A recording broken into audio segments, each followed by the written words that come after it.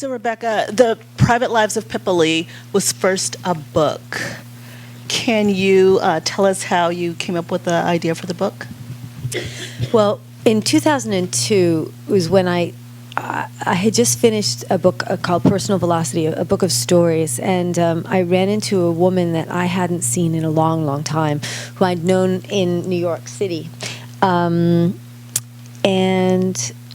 she was quite a wild young woman, and when I knew her, and when I bumped into her again, she was kind of a placid mother of a couple of kids and a wife. And I thought, she had changed her personal style so much and the way she was, and I thought, how interesting it is to have a past like that. You would never guess that this woman had been like that.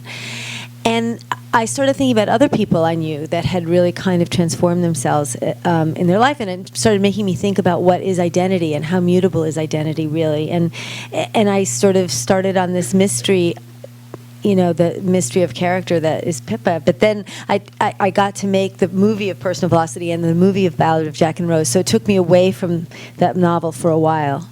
But that's where the seed came from. And can you talk about the job of developing a script from your novel? Where do you start with that process? Well, in the case of Pippa, I knew that I had to change the structure, because the book is structured really where there's very, very long passages of the present, and then long of the past, and then long of the present. And I knew that I would have to snake in and out. So what I did was I actually just made index cards of every single scene in the entire book, which would have been about a 5-hour movie. And then I marked the present and the past in the corner of each card, blue for past and pink for present, I think. And then at first I just made even piles, so I had a striped pile. And it was that primitive at first, just knowing that I would just arbitrarily come up with a structure, and I wrote out a screenplay with that structure. It was really long. It was 180 pages long.